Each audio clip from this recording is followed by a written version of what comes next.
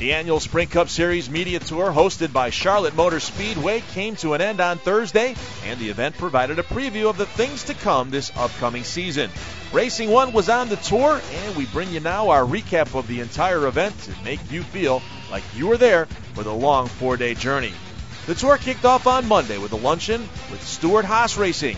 Drivers Tony Stewart and Ryan Newman took questions from the media, along with respective crew chiefs Darian Grubb and Tony Gibson, as the second-year team gets ready to try and continue its rookie season success. Both drivers made the chase, and Stewart won 4 times. Versus us last year at this time saying that we just wanted to make the chase and hopefully win some races. I feel like that we've got two teams that are legitimate contenders. Stewart-Haas had all the 2010 paint schemes for both Tony Stewart and Ryan Newman on display, which included the number 14 Office Depot, Old Spice, and Burger King cars, and the number 39 Haas Automation, Tornadoes, and U.S. Chevrolets. The next team we visited was with Joe Gibbs Racing and its drivers Kyle Busch, Denny Hamlin, and Joey Logano. The big news out of the JGR press conference was that the team announced they've signed Kyle Busch to a long-term contract extension with JGR. We're really looking forward to 2010 this year. We've got a lot of expectations to live up to, but as far as the new contract goes, really nothing different than what I had before, a multi-year deal and something to show our commitment to Joe Gibbs Racing and for the years on down the road with M&Ms and everybody. Day one ended with a dinner featuring Penske Racing and drivers Kurt Busch, Brad Keselowski, Sam Hornish Jr., and Justin Allgaier. After the dinner, Penske unveiled a new sponsor for Keselowski in the Nationwide Series, with Ruby Tuesday sponsoring the number 22 Dodge. Along with the Ruby Tuesday car, a number of new paint schemes were on display, including a new look for the number 2 Miller Lite Dodge and the number 77 Mobile One Dodge. Keselowski will be stepping up to drive the number 12 Dodge, and even though the team still has some off-season work to do, he's looking forward to the 2010 campaign. Excited to get back at it, excited to get back in the swing. I actually wish the off-season was a touch longer because we have so much work to do, and we're working on it really hard. But the more time we have, the better we're going to be out of the box. So that's really exciting to have those things that are good to work on that Steve and Jay have brought over, but wish we had a little bit more time to get to them. All in all, I think we'll just continue to get more competitive as the season comes along and we come into our own. Day 2 of the tour started with a breakfast with Carl Edwards Sprint Cup Series sponsors Aflac and Scotts.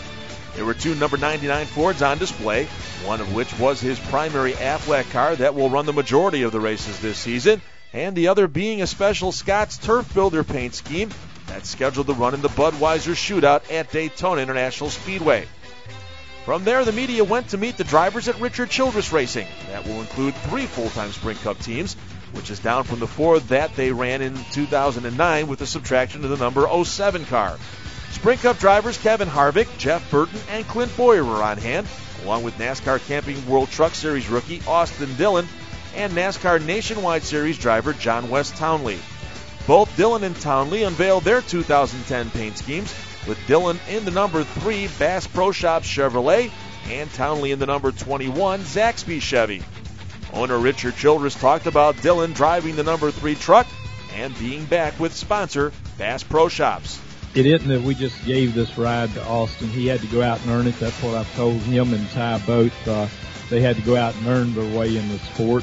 And both of them have won out and won races and been very competitive and showed us that they had the ability, and put Austin in a couple of truck races last year where Kevin helped us with the trucks, and he did good enough that we figured we'd give him a shot this year. And for Bass Pro, it's been a long relationship with them going back to when we ran the first All-Star race back then with Johnny Morris, Bass Pro Shop, and Dale Earnhardt. So it's a big honor to be back with them. The next stop on the tour was with Richard Petty Motorsports, where co-owner Foster Gillette confirmed that the merger between RPM and Yates Racing is complete. All 4 drivers, Casey Kane, Elliott Sadler, A.J. Allmendinger, and Paul Menard, were on hand, along with all 4 primary paint schemes on the new Fords. The RPM announcement also saw the unveiling of the 2010 Daytona 500 Ford Mustang GT pace car. For the first time in 40 years, a Ford Motor Company car will be pacing the field for the Great American Race when the 2011 Mustang GT powered by the all-new 5.0-liter V8 engine, paces the February 14th race.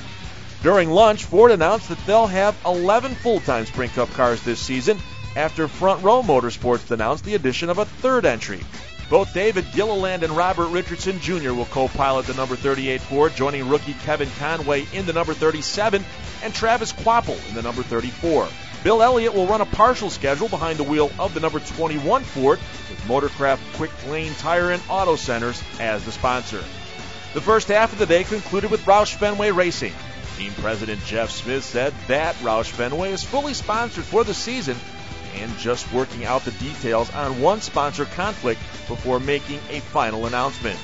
Sprint Cup drivers Carl Edwards, David Reagan, and Matt Kenseth were in attendance, while Greg Biffle wasn't on hand, participating in the Goodyear tire test with the new Sprint Cup Series spoiler at Texas Motor Speedway.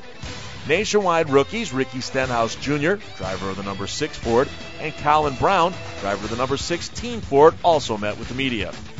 The day ended with a visit to the new NASCAR Hall of Fame, which will open to the public on May 11th. Media received a tour of the multi-million-dollar facility, which was capped off with dinner in the Hall's new ballroom. Some of the cars that will be featured in the Hall of Fame were on display, including Ricky Craven's 2003 Darlington Pontiac that won in the closest finish in NASCAR history. The third day of the media tour started with a nationwide presentation, where it was announced that the Dash for Cash program will continue in 2010. Sprint Cup drivers David Reagan and Joey Logano are on hand for a U.S. Legend Cars International announcement of a $1 million purse for a race to be held on July 14th and 15th at the quarter-mile track at Charlotte Motor Speedway. Hendrick Motorsports welcomed the tour for a lunch presentation with Sprint Cup drivers Mark Martin, Dale Earnhardt Jr., Jeff Gordon, and four-time defending series champ Jimmy Johnson headlining the event. Some of the Hendrick drivers will sport new colors, including a new white and blue Lowe's paint scheme for Johnson and a GoDaddy.com sponsored entry for Martin.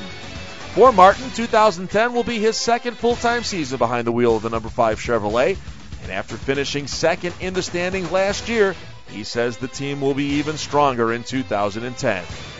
Every aspect of our program has been analyzed and tried to strengthen or improve each just a little bit, from the pit stops to the cars, to the engineering, to the setups, to the structure of the shop, to combining the efforts of the 88 and the 5 together to make that team and that shop even stronger. Wednesday night concluded with a trip to Michael Waltrip Racing. Drivers Michael Waltrip, Martin Truex Jr., David Rudiman, Trevor Bayne, and Ryan Truex.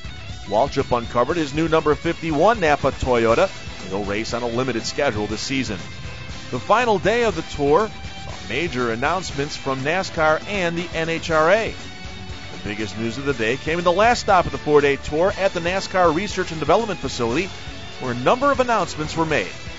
NASCAR announced that it will relax some on-track rules in 2010 and will also replace the wing currently mounted on the rear of the Sprint Cup cars with a spoiler. The loosening of the on-track rules includes letting the drivers bump draft at Daytona and Talladega through the corners. However, the yellow line rule at plate tracks will still be enforced. The season-opening Daytona 500 will see teams use a bigger restrictor plate.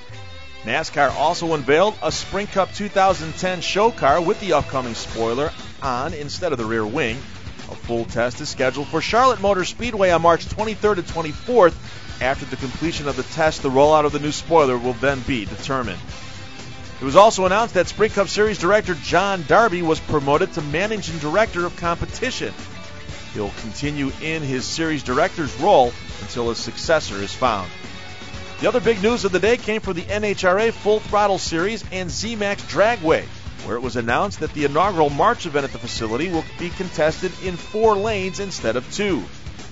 The last NASCAR team to visit with the media on the tour was Earnhardt Ganassi Racing with Felix Sabates. Jamie McMurray, who's returning to the team for the first time in 4 years, joined his teammate Juan Pablo Montoya and owners Chip Ganassi and Sabates on stage for a Q&A. McMurray will be piloting the number 1 Bass Pro Shop Chevrolet that Martin Truex Jr. drove the past 6 seasons. with the team, but with the transition in drivers came a change to a primary paint scheme that will see that car switch from black to orange and camouflage. Be sure to check back with Racing One for complete reports from each day of the tour, along with photo galleries as well as 2010 paint schemes.